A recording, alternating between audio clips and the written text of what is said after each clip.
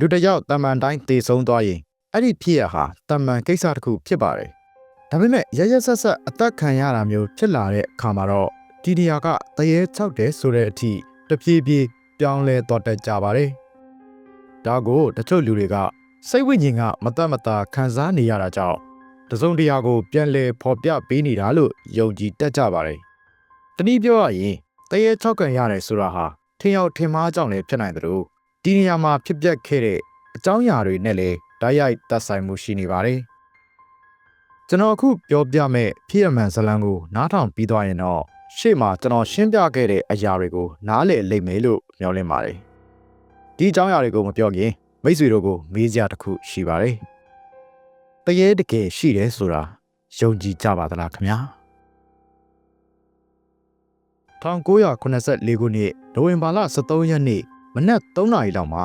ရော်နယ်တီဖီယိုဆိုတဲ့အမျိုးသားဟာသူ့ရဲ့မိသားစုကိုအိပ်ပျော်နေစဉ်တွင်မှာပဲတနက်နဲ့ပြတ်တက်ခဲ့ပါတယ်။တေဆုံးသားသူတွေကတော့သူ့ဖခင်မိခင်နဲ့ညီကိုမောင်နှမအပါအဝင်စုစုပေါင်းလူ6ယောက်ဖြစ်ပါတယ်။မိဘတွေကတော့အသက်40ဝန်းကျင်ဖြစ်ကြပြီးမောင်နှမတွေရဲ့အသက်က9နှစ်ကနေ18နှစ်အထိသာရှိကြပါသေးတယ်။ရော်နယ်ဟာလူ6ယောက်လုံးကိုအိတ်ကန်းတစ်ခုချင်းစီဝင်ပြီး35 Marlin Rifle နဲ့ပြတ်တက်ခဲ့တာဖြစ်ပါတယ်။အဲ့ဒီတနက်ကအမဲလိုက်ရာမှာတုံးတဲ့တနက်ဖြစ်ပြီးပြင်းအားအလွန်များသလိုအတန်လေးအရန်ကျဲပါတယ်။ဒီနေရာမှာမေးစရာရှိတာကလောက်ကျန်တက်ပြက်ချိန်ဟာမနက်3နာရီဖြစ်လို့ပတ်ဝန်းကျင်ကလည်းတိတ်ဆိတ်ငြိမ်သက်နေပါတယ်။ဒီလိုချိန်ဒီမျိုးမှာမိသားစုဝင်တွေဟာဒီတနက်တန်ကိုတကယ်ပဲမကြားလိုက်ရလို့အခုလိုအသက်ခံလိုက်ရတာများလား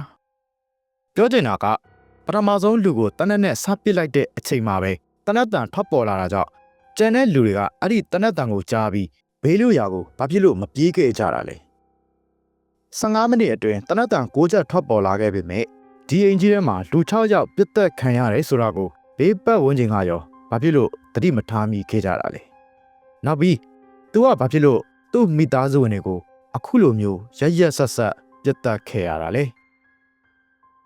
စုံစမ်းစစ်ဆေးသူတွေကလည်းပြတ်သက်ခံရပေမဲ့တောက်ပြန်မှုမရှိတဲ့မိသားစုဝင်တွေရဲ့အခြေအနေကိုအံ့ဩခဲ့ကြပါတယ်။ပိုပြီးတေးကြအောင်တေဆုံးသူတွေရဲ့ဓာတ်ဘော်ဒီကိုရင်ကွဲစစ်ဆေးကြည့်ခဲ့ကြပေမဲ့မြည်သည့်စေဝါမှသုံးဆွဲထားခြင်းမရှိဆိုတဲ့အဖြေကိုသာတွေ့ရှိခဲ့ရပါတယ်။ရော်နယ်ရဲ့စိတ်ပိုင်းဆိုင်ရာကိုလေ့လာကြည့်တဲ့အခါမှာတော့သူဟာစိတ်ကြယောဂခံစားနေရပြီးဆေးသုံးဆွဲမှုတွေလည်းရှိနေခဲ့ပါတယ်။မိသားစုနဲ့လည်းအဆင်မပြေဖြစ်ခဲ့တဲ့ပြင်ဖခင်နဲ့လည်းမကြခဏစကားများလေးရှိသူလို့သိရပါတယ်။ဒီချိန်တွေကြောင့်ပဲသူ့မိသားစုကိုပြစ်တက်ခဲ့တာလို့သတ်မှတ်ကြပေမဲ့ရော်နယ်ပြောခဲ့တဲ့စကားတစ်ခွန်းကြောင့်နောက်ထပ်တွေးစရာတွေပေါ်လာခဲ့ပြန်ပါတယ်။ပြီးတော့ဒီနောက်ဆက်တွဲအကျိုးဆက်တွေပေါ်လာခဲ့ရတယ်လို့ပြောရင်ပိုပြီးမှန်ပါလိမ့်မယ်ခင်ဗျာ။သူပြောခဲ့တာကအိမ်ထဲကအတန်တွေကသူ့ကိုဒီလိုလှုပ်ခိုင်းတာ။အဲ့ဒီစကားရဲ့အတိတ်တွေကအမျိုးမျိုးကွဲပြားနေပါတယ်။ရဲတွေမြင်မှာတော့ရော်နယ်ဟာသူ့အပြစ်ကနေရှောင်လွှဲနိုင်ဖို့အတွက်ဒီလိုလိမ့်လဲပြောဆိုတာဖြစ်တယ်လို့ယုံကြည်ထားကြပြီးတခြားလူတွေရဲ့အမြင်မှာတော့ဒါဟာတဘာဝလွန်ဖြစ်ရတစ်ခုနဲ့ပတ်သက်နေမလားဆိုပြီးတော့လဲတန်တရားရှိနေကြပါတယ်။နောက်ပြီးတေဆုံးသူတွေတဲကအသက်18နှစ်အရွယ်ညီမဖြစ်သူဒွန်းဟာလည်းအရင်တုန်းကသူ့တငယ်ချင်းတယောက်ကိုအိမ်ထဲမှာတစုံတစ်ယောက်ရှိနေသလိုခံစားရကြောင်းပြောဆိုခဲ့ပူပါတယ်။ဒါပေမဲ့ဒီစကားကဘယ်လောက်ထိမှန်ကန်မှုရှိလဲဆိုတာကိုတော့ဘယ်သူကမှမသိခဲ့ကြပါဘူး။ဒီနေရာမှာရော်နယ်တယောက်ဘာတွေဆက်ပစ်ခဲ့လဲဆိုတဲ့အကြောင်းကိုကြော်လွန်ပြီးနောက်ပိုင်းဒီအင်ဂျီထဲမှာကြုံတွေ့လာရတဲ့အဖြစ်အပျက်တွေကိုပဲအဓိကထားပြီးပြောသွားပါမယ်။ဒီပြည့်စုံတဲ့ကြုံတွေ့ခဲ့ပြီးနောက်တစ်နှစ်အကြာ1985ခုနှစ်အရောက်မှာတော့ George နဲ့ Kathy Lass ဆိုတဲ့မိသားစုတစုကအဆိုပါအင်ဂျီကိုဝယ်ယူခဲ့ပါတယ်။သူတို့မိသားစုမှာဖခင်ဖြစ်သူ George ရဲ့ဇနီးဖြစ်သူ Kathy Lass ရဲ့နောက်ပြီးကလေး3ယောက်နဲ့အိမ်ဝေးခွေးတစ်ကောင်ရှိပါတယ်။ဒီအိမ်မှာလူသတ်မှုဖြစ်ခဲ့တယ်ဆိုတာကိုသူတို့မိသားစုကသိပြီးသားဖြစ်ပါတယ်။ဒါပေမဲ့အိမ်ကိုသဘောကျတာကြောင့်ရင်ဈေးကအလွန်တက်တာလွန်တာကြောင့်ဒီအိမ်ကိုဝယ်ယူခဲ့ခြင်းဖြစ်ပါတယ်။ဒါပေမဲ့ဂျော့ရှ်မိသားစုအင်ကြီးစီပြောင်းလာပြီးနောက်မှာတော့အင်ကြီးထဲမှာအခုလိုပဲအမျှော်လင့်ထားတဲ့ဖြစ်ရပ်တွေပေါ်ပေါက်လာခဲ့ပါတယ်။1985ခုနှစ်ဒီဇင်ဘာ18ရက်နေ့မှာဂျော့ရှ်မိသားစုဟာသူတို့နဲ့ရင်းနှီးတဲ့ဘုန်းတော်ကြီးတစ်ပါးကိုအိတ်တက်မင်္ဂလာပြုလုပ်ဖို့အတွက်သူတို့အိမ်ကိုဖိတ်ကြားခဲ့ပါတယ်။ Father Pegorayo လို့အမည်ရတဲ့ဘုန်းတော်ကြီးတစ်ပါးရောက်ရှိလာပြီးနောက် အိမ်ရဲ့နေရာအနှံ့ကိုရေမန်းတွေနဲ့ပတ်ဖြန်းပြီးဆူတောင်းမှုတွေပြုလုပ်ပေးခဲ့ပါတယ်။ဒီလိုလုပ်နေစဉ်တွင်တစုံတစ်ယောက်ကသူ့ကိုထွက်သွားလို့အော်ဟစ်ပြောဆိုတဲ့အတန်ကိုကြားခဲ့ရပါတယ်။ဒါပေမဲ့ဒီအကြောင်းကိုတော့ဖာသာကဂျော့ရှ်မိသားစုကိုမပြောပြခဲ့ပါဘူး။အဲ့ဒီအစားဒုတိယထပ်ကအခန်းတစ်ခုကိုအသုံးမပြုဖို့သာတတိပေးခဲ့ပါတယ်။အဲ့ဒီအခါရော်နန်ရဲ့ညီနှစ်ယောက်အိတ်ခမ်းဖြစ်ပြီးသူတို့နှစ်ယောက်လုံးဟာဒီခန်းထဲမှာပဲပြတ်သက်ခံခဲ့ရတာလည်းဖြစ်ပါတယ်။ဘုန်းတော်ကြီးဟာဂျော့ရှ်အိမ်ကပြန်လာပြီးသိပ်မကြာခင်မှာပဲစိတ်ယုံတင်ရလောက်တဲ့အထိဖျားနာလာခဲ့ပါတယ်။ဂျော့ရှ်မိသားစုကိုယ်တိုင်ကြုံတွေ့ခဲ့ရတာတွေကတော့အခန်းအပူချိန်ကရုတ်တရက်ကျဆင်းလာတာမျိုးညာဘက်ဆိုရင်ဒုတိယထပ်ကခြေတံတွေလူတံတွေကြားနေရတာမျိုးအပြင်အခန်းတကားကသူ့လိုပိတ်သွားတာတို့တကားလာခောက်တဲ့အတန်မျိုးတွေလည်းကြားခဲ့ရပါတယ်။ဒါတွေကဖာသာပယ်ဂိုရာကိုရောက်လာတဲ့ဒီဇင်ဘာ18ရက်နေ့နောက်ပိုင်းမှာကြုံတွေ့ခဲ့ရတာတွေပါ1995ခုနှစ်ဒီဇင်ဘာ24ရက်နေ့မှာတော့ဘုန်းတော်ကြီးဟာသူတို့အိမ်ထဲမှာကြားခဲ့ရတဲ့အတန်ကိုဂျော့ရှ်မိသားစုတန်းဖုန်းဆက်ပြီးပြောပြခဲ့ပါတယ်။အဲ့ဒီချိန်တုန်းကလည်းဖုန်းလိုင်းအနှောက်အယှက်ဖြစ်ပေါ်ခဲ့ပြီးဆက်သွယ်မှုပြတ်တောက်သွားခဲ့သေးတယ်လို့သိရပါတယ်။ဒီဖြစ်ပျက်တွေဟာချောက်လက်မှုရဲ့အစလိုတောင်ပြောလို့ရပါတယ်။ဘာဖြစ်လို့လဲဆိုတော့နောက်ပိုင်းကြုံတွေ့လာရတဲ့အရာတွေကဒီထက်ပိုပြီးထိတ်လန့်ချောက်ချားစရာကောင်းနေလို့ပဲဖြစ်ပါတယ်။ဒီဇင်ဘာ25ကနေ31ရက်နေ့ထိသူတို့အိမ်ရဲ့အိမ်နံရံတွေကအစိမ်းရောင်အနက်ရောင်ရှိတဲ့တစ်ချွဲချွဲအရည်တွေစီးကျလာတာကိုတွေ့ခဲ့ရပါတယ်။ဇန်နဝါရီလ10ရက်နဲ့13ရက်နေ့ကြားမှာတော့စမ်းကြယ်မှုတွေကဂျော့ရှ်နဲ့ဇနီးဖြစ်သူကက်ဒီစီကိုရောက်ရှိလာခဲ့ပါတယ်။ဂျော့ရှ်ဟာညဘက်အိပ်ပျော်နေရင်းနဲ့အိမ်ထဲမှာရှောက်သွားနေတာကိုဇနီးနဲ့ကလေးတွေကသတိထားမိသွားခဲ့ပါတယ်။အဲ့ဒီချိန်တုန်းကဂျော့ရှ်ရဲ့မျက်နှာဟာမဲနက်နေတယ်လို့သိရပါတယ်။မနက်ရောက်တော့ဒီအဖြစ်အပျက်ကိုဂျော့ရှ်ဟာလုံးဝမမှတ်မိခဲ့ပါဘူး။နောက်တစ်ပြည့်ရတစ်ခုကတော့ဂျော့ရှ်ဟာမိဖို့အကြောင်းတောက်တနေရာမှာ24နာရီနီးပါးလောက်ဘာတုတ်ပြန်မှုမှမရှိဘဲထိုင်းနေခဲ့တာဖြစ်ပါတယ်။ဇနီးတဲ့ရဲ့ပြောဆိုချက်အရအဲ့ဒီအချိန်တုန်းကအိမ်ထဲမှာအပူချိန်တိတိတာတာကျဆင်းသွားခဲ့ပြီးမိဖို့အကြောင်းနိုင်ရန်တွေဆိုလို့ရှိရင်ရင်ငွေတွေတောင်ရိုက်နေခဲ့တယ်လို့သိရပါတယ်။ဂျော့ရှ်လိုပဲဇနီးဖြစ်သူကက်ဒီလည်းဒီလိုပြည့်အမျိုးကြုံတွေ့ခဲ့ရပါသေးတယ်။တရက်သူမအေးရာကနိုးလာတော့သူမရဲ့သပင်တွေကိုတစုံတစ်ယောက်ကတင်းတင်းကြပ်ကြပ်ချီနှောင်ထားတာတွေ့ခဲ့ရပါတယ်။မိသားစုဝင်တွေကိုမေးကြည့်တော့လေဘသူကမှသူမကိုဒီလိုမလုပ်ခဲ့ဘူးလို့ပြောပါတယ်။ဒီလိုပြည့်အမျိုး3ချိန်လောက်ဖြစ်ပွားခဲ့ပြီးသူမကတော့ဒါဟာတဘာဝလွန်ဖြစ်ရတစ်ခုလို့ယုံကြည်နေခဲ့ပါတယ်။နောက်ထပ်ထူးခြားမှုတစ်ခုကတော့သူမရေချိုးခန်းထဲကမှန်ကိုကြည့်နေတော့သူမရဲ့မျက်နှာကရုတ်တရက်တခြားလူတစ်ယောက်လိုပြောင်းလဲသွားခဲ့ပါတယ်။အမွှေးတောင်တွေထူထပ်ပြီးမျက်လုံးနီရဲရဲကြီးနဲ့သူမကိုစိုက်ကြည့်နေတဲ့မှန်တွေကပုံရိပ်ကြောင့်သူမထိတ်လန့်သွားခဲ့ရပါတယ်။ဒါ့အပြင်သူတို့မွေးထားတဲ့ခွေးလေးဟယ်ရီကလည်းအဲခန်းထဲကမှန်တစ်ချက်ကိုကြည့်ပြီးဟောင်းနေတာလဲသတိထားမိခဲ့ကြပါတယ်။အသက်9နှစ်အရွယ်သာရှိသေးတဲ့သမီးဖြစ်သူမက်ဆီယာသူတို့အိမ်ခန်းထဲကမှန်ထဲမှာဂျိုဒီလို့ခေါ်တဲ့မျက်မမြင်တငယ်ချင်းတစ်ယောက်ရှိတယ်လို့ပြောဆိုခဲ့ပါသေးတယ်။ဇန်နဝါရီလ14ရက်နေ့မှာတော့သူတို့မိသားစုအတွက်နောက်ဆုံးညလေးတစ်ညဖြစ်ခဲ့ပါတယ်။ည7:00နာရီလောက်မှာအိမ်ရဲ့လျှက်စစ်မီးတွေပြတ်တောက်သွားခဲ့ပြီးအပူချိန်ကလည်းအတော်လေးကျဆင်းနေခဲ့ပါတယ်။အဲ့ဒီချိန်မှာပဲအိမ်ရဲ့နေရာအနှံ့ကအပုပ်နှက်နေထွက်လာခဲ့ပြန်ပါတယ်။ဂျော့ရှ်ကလည်းမိဖို့ကြောင့်ထဲမှာအရင်တစ်ခေါက်တုန်းကလိုပဲငြိမ်သက်နေခဲ့ပါတယ်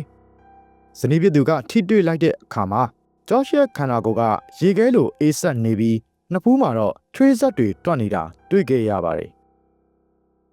ည2 နာရီအရောက်မှာတော့ကလေးတွေဟာအိတ်ခမ်းတွေကပြေးထွက်လာကြပြီးဂျိုဒီကသူတို့ကိုအိမ်ထဲကနေထွက်သွားခိုင်းနေတယ်လို့ပြောဆိုကြပါတယ်။ဒီလိုနဲ့မနက်3:15မိနစ်အရောက်မှာတော့အိမ်တစ်ခုလုံးတုန်ခါလာပြီးအိတ်ခမ်းတကားကိုအားပြင်းတဲ့အရာတစ်ခုနဲ့ထူရိုက်နေတဲ့အတန်တွေထွက်ပေါ်လာခဲ့ပါတယ်။အဲဒီနောက်သူတို့မိသားစုဟာဒီအိမ်ကြီးတဲကနေညတွင်ချင်းပဲထွက်ပြေးသွားခဲ့ကြပါတယ်။အဲ့ဒီအချိန်ဟာအရင်မိသားစုတွေပြစ်တက်ခံရတဲ့အချိန်နဲ့တူညီနေတာကိုလည်းထူးဆန်းပွဲတွေ့ခဲ့ရပါတယ်။ဂျော့ရှ်မိသားစုဟာဒီအိမ်ကြီးထဲမှာ28ရက်သာနေထိုင်ခဲ့ရပါတယ်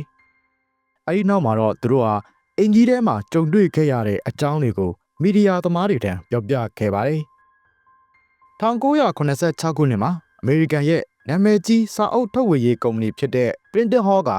သူတို့ကြုံတွေ့ခဲ့ရတာတွေကိုစာအုပ်အဖြစ်ဖန်တီးလိုကြောင်းအကြောင်းကြားဆက်သွယ်ခဲ့ပါတယ်။ဂျော့ရှ်မိသားစုကလည်းလက်ခံခဲ့ပြီးသူတို့ကြုံတွေ့ခဲ့ရတဲ့အဖြစ်အပျက်တွေကိုထုတ်ဝေသူနဲ့စာရေးဆရာ G.N. ဆန်တို့ကိုပြောပြခဲ့ပါတယ်။အဲ့ဒီစာအုပ်ကို1989ခုနှစ်စက်တင်ဘာလမှာထုတ်ဝေခဲ့ပြီးအမေရိကန်တဝန်းရောင်းအားအကောင်းဆုံးစာအုပ်တစ်အုပ်ဖြစ်လာခဲ့ပါတယ်။စာအုပ်ရဲ့နာမည်ကိုတော့အင်ကြီးရဲ့အမည်ကိုအစွဲပြုပြီး The Amityville Horror လို့ပေးခဲ့ပါတယ်။ဒီနေရာမှာတန်တရားဖြစ်စရာကောင်းတဲ့အချက်တွေလည်းရှိလို့နေပါတယ်။ဂျော့ဟာဒီအင်ကြီးကိုပြောင်းလာပြီးနောက်ပိုင်းစီးပွားရေးအဆင်မပြေဖို့တွေနဲ့ကြုံတွေ့လာခဲ့ရပါတယ်။တစ်ဖက်မှာလည်းလူတွေက6လောင်းပြိုင်လူသားမှုဖြစ်တဲ့အိမ်ကိုပထမဆုံးဝယ်ယူလိုက်တဲ့သူတို့မိသားစုကိုအတော်လေးစိတ်ဝင်စားရှိခဲ့ကြပါတယ်။ဂျော့ဟာဒီအခြေအနေနှစ်ခုကိုပပနဲ့အသုံးချသွားခဲ့တာပဲလား။ဆိုလိုတာကဂျော့ဟာငွေကြေးအကျပ်တဲကိုဖြည့်ရှင်းနိုင်ဖို့အတွက်ဒီအိမ်ကြီးရဲ့ထူးခြားမှုတွေကိုသူ့ဘာသာသူဇလန်းစင်ဖန်တီးခဲ့တာလား။တေချာတာကတော့ဂျော့ရှ်မိသားစုဟာစာအုပ်ရောင်းရငွေရဲ့တစ်စိတ်တစ်ပိုင်းကိုအကျိုးအမြတ်ခံစား권ရရှိခဲ့ပါတယ်။ဒါ့အပြင်မီဒီယာတွေ TV Channel တွေကလည်းသူတို့ကိုဖိတ်ခေါ်ပြီး Amityville အိမ်ကြီးအကြောင်းကိုမေးမြန်းခဲ့ကြပါတယ်။သူတို့ဟာအင်တာဗျူးကနေဒေါ်လာ1 သန်းကျော်အထိရရှိခဲ့ပါတယ်။ဒါတောင်ရုပ်ရှင်ရိုက်ကူးမှုနဲ့ TV series ရိုက်ကူးမှုကနေရရှိခဲ့တဲ့ဝင်ငွေတွေမပါသေးပါဘူး။ဒီတော့ရှေ့မှာကျွန်တော်ပြောပြခဲ့တဲ့၆လမ်းမှုတွေကဘယ်လောက်ထိမှန်ကန်မှုရှိနိုင်လဲဆိုတာစဉ်းစားစရာဖြစ်လာပါပြီ။မိသားစုတစ်ခုလုံးကိုပြစ်တက်ခဲ့တဲ့ Ronald DeFeo အကြောင်းရယ်အဲ့ဒီအိမ်ကိုပြောင်းလာခဲ့တဲ့ George တို့မိသားစုအကြောင်းရယ်အဲ့ဒီဖြစ်ရနှစ်ခုမှာ Ronald DeFeo ရဲ့ဖြစ်ရကပိုပြီးမှန်ကန်မှုရှိတာတွေ့ရပါတယ်။ George တို့မိသားစုကြုံတွေ့ခဲ့ရတာတွေကတော့သိပ်ပြီးခိုင်မာမှုမရှိလှပါဘူး။ဘယ်နေရာမှာပိုပြီးတိတာသွားတယ်လဲဆိုရင် Father Pegoraro ကအင်တာဗျူးတစ်ခုမှာဒီလိုဖြေထားပါတယ်။သူက George တို့မိသားစုနဲ့ဖုန်းကနေပဲဆက်သွယ်ခဲ့ပြီးအဲ့ဒီအိမ်ကိုလူကိုယ်တိုင်မသွားခဲ့ဘူးလို့ထွက်ဆိုခဲ့ပါတယ်။ဒါ့အပြင်ဂျိုဒီဆိုတဲ့မျက်မမြင်တငယ်ချင်းဆိုတာလက်တွေ့မှာတကယ်မရှိခဲ့ပါဘူး။နောက်ပြီးအဲ့ဒီနာမည်ကတေဆုံးသွားသူ6ယောက်ထဲမှာလည်းမပါဝင်ခဲ့ပါဘူး။ဒီဇက်ကောင်ကိုဂျော့ရှ်တို့မိသားစုကစားအုပ်ရေးတဲ့အခါမှာစိတ်ဝင်စားဖို့ကောင်းအောင်ဖန်တီးကဟန်တူပါတယ်။နောက်တစ်ချက်ကဂျော့ရှ်ကို TV စီစဉ်တွေမှာအင်တာဗျူးတဲ့အခါတိုင်းချောင်းလန့်ခံရတဲ့အဖြစ်အပျက်တွေဟာတစ်ခါနဲ့တစ်ခါတူညီမှုမရှိဘဲပြောင်းလဲသွားတတ်တယ်ဆိုတာကိုပရိသတ်တွေကသတိထားမိခဲ့ကြပါတယ်။ဂျော့ရှ်အဲ့ဒီအိမ်ကနေပြောင်းသွားပြီးနောက်ပိုင်းနောက်ထပ်မိသားစုတွေပြောင်းလာခဲ့ပေမဲ့တရေ6တာတို့ထူးဆန်းတာတို့မကြုံခဲ့ရဘူးလို့လည်းသိရပါတယ်။ဒီတော့ရှေ့မှာ6လန့်ခံရတယ်ဆိုတဲ့ဖြစ်ရပ်တွေအလုံးကအလိမ်ညာတွေပဲလား။မိသားစု6ယောက်အသက်ခံထားရတဲ့အင်ကြီးကတကယ်ပဲ6လန့်မှုတွေမရှိတာလား။နောက်ပြီးရော်နယ်ပြောသွားတဲ့အိမ်ထဲကအတန်တွေကသူ့ကိုဒီလိုလောက်ခိုင်းနေဆိုတဲ့စကားရဲ့အတိတ်တွေကရောဘာများဖြစ်နိုင်မလဲ။နောက်ဆုံးအနေနဲ့ရှေ့မှာကျွန်တော်မေးခဲ့တဲ့မိကုန်းကိုပဲပြန်ပြီးမေးရမယ်ဆိုရင်တရေတကယ်ရှိတယ်ဆိုတာမိတ်ဆွေတို့ယုံကြည်ကြပါသလားခင်ဗျာ။